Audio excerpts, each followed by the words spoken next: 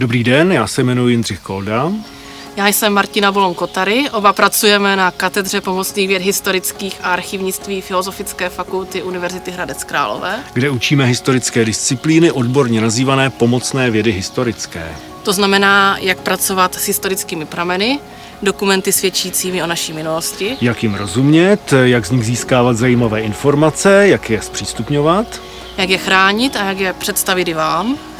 Učíme cizí jazyky, práci s historickými texty, historickými nápisy, zajímáme se o pečeti, erby, rukopisy či historické mapy. A nyní vám ukážeme, co a jak děláme.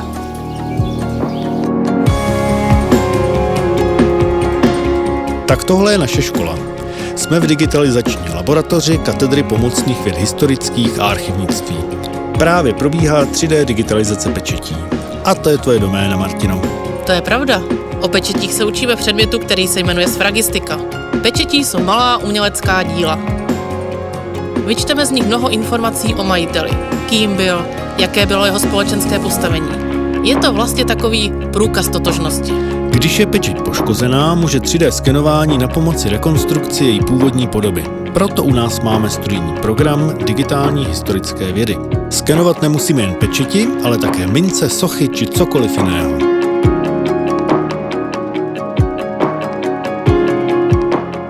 Mým zájmem byl vždy IT obor, i historie a zároveň i trochu toho archivnictví, který se zároveň pojí s mojí prací současnou a proto studium na UHK směru počítačová podpora v archivnictví bylo vlastně logickým krokem.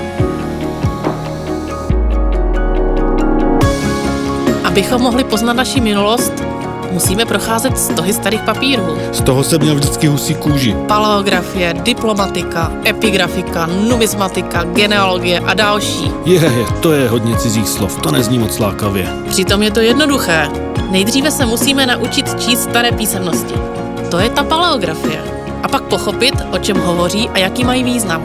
To je ta diplomatika.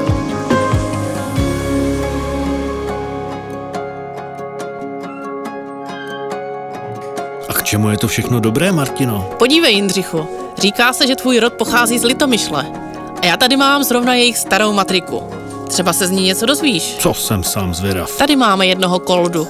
Co ty na to? A byl to hrabě? To nevím, ale narodila se mu dvojčata. Podívej. A tak po této stopě můžu jít. A stejně tak může každý z vás. Při našem studiu potřebujeme často překročit hranice.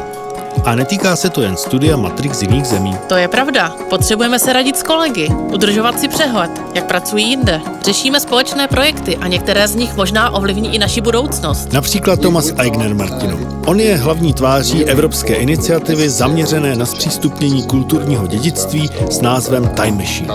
Umělá inteligence a historie. Tomu říkám výzva. No jistě, tohle je obrovská příležitost pro nás i pro naše studenty, Jindřichu. That was the reason why Time Machine was born.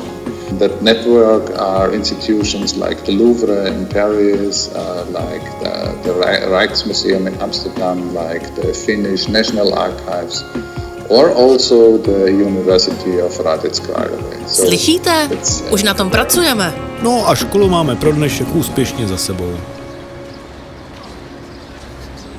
Tak Martino, kam se vypravíme nyní? No, možností máme více, Jindřichu. Můžeme jít do archivu, do muzea, nebo třeba vyrazit na procházku do přírody. Uplatníme se všude. Tak kam půjdeme nejdříve? No, vzal bych to od podlahy. Jsme archiváři, tak do archivu. A pak se uvidí.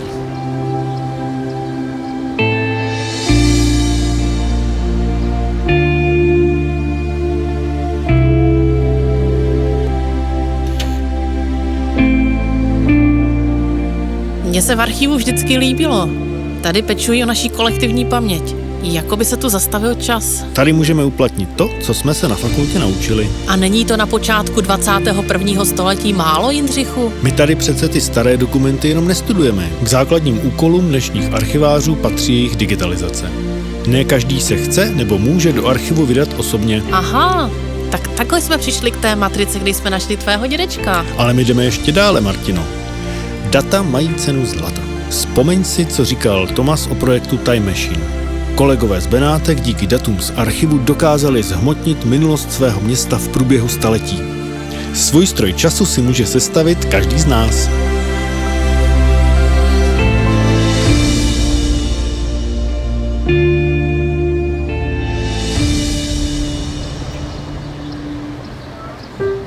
O minulosti ale nesvědčí jen psané texty. Co myslíš, Jindřichu? No právě proto naše studenty posíláme také do muzeí. Překotný rozvoj moderních technologií ocení i zde. Vezmi si, Martino, že když byla v nedávné době zavřená nejen muzea, lidé přivítali možnost navštívit výstavy a expozice aspoň virtuálně. No ano, máš pravdu. 3D model pečeti, nebo mince, nebo hodin vypadají skoro lépe než ve skutečnosti. A když si navíc takovou minci či pečeť vytiskneš na 3D tiskárně, můžeš mít svůj vlastní exemplář doma i ty a pracovat s ním tak, jak by ti to v muzeu nikdy nedovolili. Archiv, muzeum, virtuální výstava, to jsme pořád někde pod střechou. Kdy už se konečně dostaneme ven? Teď!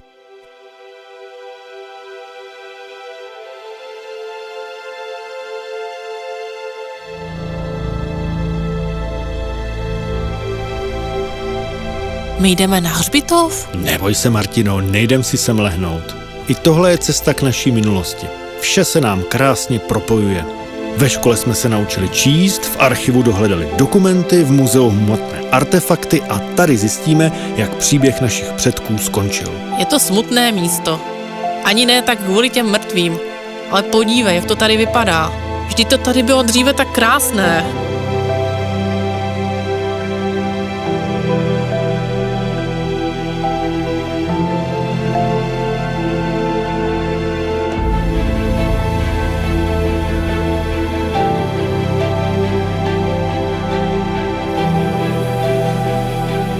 Neboj, ani tady se ještě nemusíme vzdát. Ty stejné 3D technologie, jaké jsme viděli v laboratoři, použijeme i zde. Jak vypadala fara dříve, zjistíme z pramenů. No, ale co s nimi dále? Spolupracujeme přece také s památkáři, spolky a vlastníky kulturních památek. Naše podklady jim slouží k přípravě obnov a rekonstrukcí.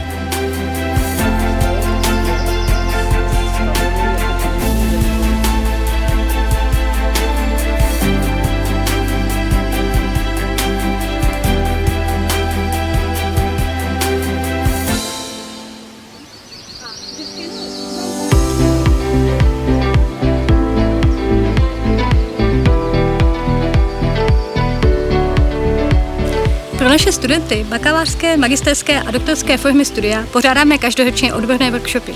Studenti studující na našich oborech mohou digitalizovat různé objekty, jak 2D, tak i 3D, mohou pracovat pro různé paměťové instituce, mohou samozřejmě pracovat i pro televizi, anebo i herní průmysl.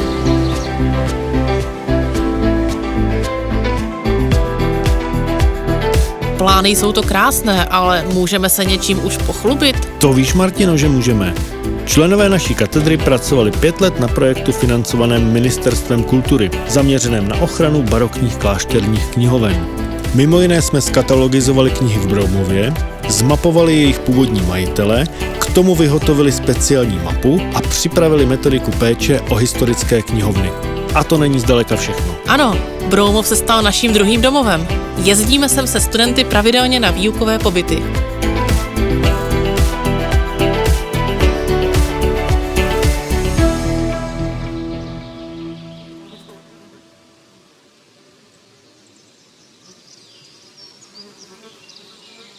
Dává ti ta naše práce, Martino, smysl? Proč to vlastně děláme? Dává. Umíme to, co jiní neumějí, chráníme poklady minulosti, uchováváme dědictví předků pro budoucí generace. Podíváme se, kam se jiní nepodívají, můžeme se historie doslova dotknout. Je úžasné držet rukopis, který četl třeba Karel IV. A umět proto nadchnout i jiné.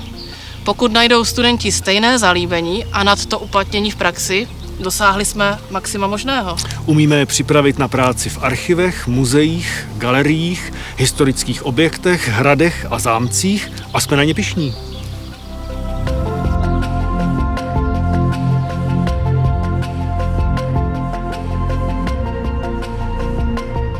Jindřichu, a ty víš, jak starý je ten strom? Kde se tady asi vzal? Nevím, mohli bychom ho třeba zkusit říznout, ale můžeme se taky podívat do pramenů. Teď už víme, co s tím, pojďte zkusit pátrat s námi. Rádi vás přivítáme u nás na katedře.